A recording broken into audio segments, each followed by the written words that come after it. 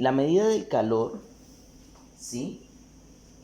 A través de los siglos fue una de las interrogantes de cada uno de los científicos de su época.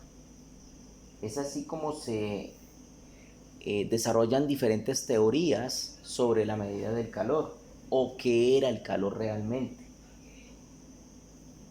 Las ideas acerca de la naturaleza del calor pues han cambiado en los 2 últimos siglos.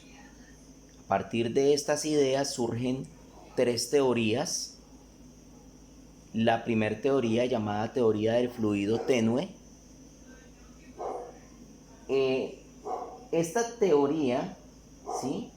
Del fluido tenue, que situado en los definía pues que este fluido situado en los poros de la materia pasaba de los cuerpos calientes, en los que supuestamente se hallaba más cantidad de este fluido, a los cuerpos fríos, donde se hallaba menor cantidad de este fluido, denominado fluido tenue.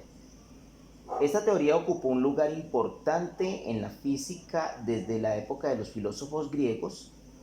Sin embargo, esta teoría fue perdiendo apogeo y credibilidad al no poder explicar los resultados de los experimentos que algunos científicos como Benjamin Thomson, del 1753 a 1814, realizaron. Entonces podemos graficar algo así, como que tenemos un cuerpo con algunos poros, o que todos los materiales tenían poros, y había un cierto fluido, denominado fluido tenue, que ocupaba estos poros de este material, y al este material entrar en contacto con otro material, por ejemplo, en el cual el fluido tenue era más escaso, ¿sí? Entonces, este fluido tenue se trasladaba hacia este, ocupando esos nuevos espacios en donde no habitaba el fluido tenue. Por lo tanto, esa es la forma como se transfería el calor de acuerdo a esta teoría del fluido tenue. Posteriormente surge, a partir de investigaciones y experimentos de Benjamin Thomson, la teoría de Thomson. Y esta vieja teoría, que fue poco aceptada por científicos del siglo XVII, como Galileo Galilei y Robert Boyle, resurgió cuando Thomson observó que los metales se calentaban excesivamente al ser perforados por un taladro, y que la absorción de calor era tanto mayor cuanto mayor era el tiempo que duraba el taladro, ¿sí? Rompiendo el material. Entonces Thomson hizo el siguiente razonamiento: si el calor es un fluido con masa y se transmite del taladro al metal, llegará un momento en que el taladro cederá tanto calor que perderá toda su masa y acabará por desaparecer. Pues dado que esto no ocurre lógicamente, entonces Thomson concluyó que el calor no puede ser algo material. Así, Thomson sostuvo que el calor no es otra cosa que movimiento vibratorio de las partículas de un cuerpo.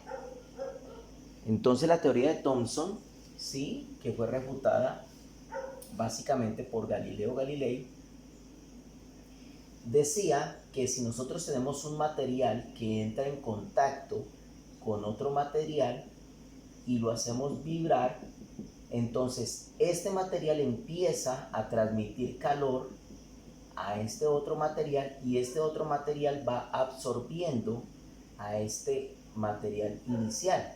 Entonces decíamos que este era un taladro perforando una lámina de metal, y a medida que el taladro vibraba, entonces si el calor era materia, entonces llegaba el momento donde este taladro le cedía tanto calor material a este, que este material crecía y este se hacía un poco más pequeño hasta que este desaparecía, ¿sí? Lógicamente sabemos que eso no puede suceder o no sucede, nunca va a desaparecer por lo tanto no hay una transmisión del calor como si fuera materia como tal, ¿sí? Porque se creía que era materia, como aquí también lo aseveraban, que había un desplazamiento de un fluido, ¿sí? Que era el calor, entonces se decía que era materia, y al hacer vibrar esto, entonces este cuerpo absorbía la cantidad de materia, y lo último desaparecía el taladro o el cuerpo inicial.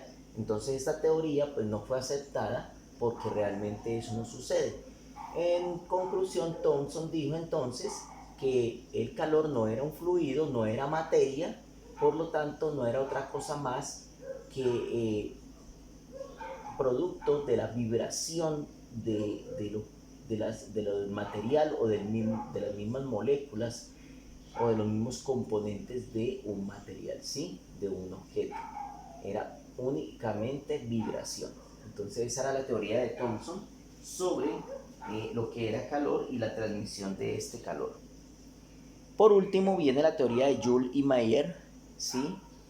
Que dice en 1818 a 1889 acerca estas experiencias de estos científicos acerca de la conservación de la energía, pues apuntaban a que el calor como una forma más de energía. Entonces aquí ya se introduce el calor como energía.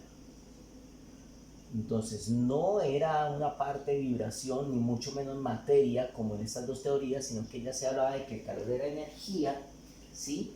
Y como energía se debía conservar, porque la conservación de la energía en la primera ley de Newton, en la primera ley de la termodinámica, perdón, se dice que la energía no se crea ni se destruye, sino que se transforma, o sea, hay una conservación de la energía. Entonces apuntaban a que el calor como una forma más de energía, el calor no solo era capaz de aumentar la temperatura, sino que además podía mover los cuerpos y realizar un trabajo. Recuerde que trabajo en física se da cuando yo, al aplicar una fuerza sobre un cuerpo, este cuerpo se desplaza a una distancia determinada, entonces allí hay trabajo. Joule, ¿sí?, demostró que a partir de la realización de trabajo mecánico, o sea, de movimiento, era posible producir determinada cantidad de calor. Entonces, siempre que habría trabajo, se podía producir calor. Entonces, a partir de trabajo, se producía calor. Entonces, Joule, con el estudio de que el calor era energía, y Mayer también determinaron que el calor es una forma más de energía que se conserva. O sea, es una transformación energética.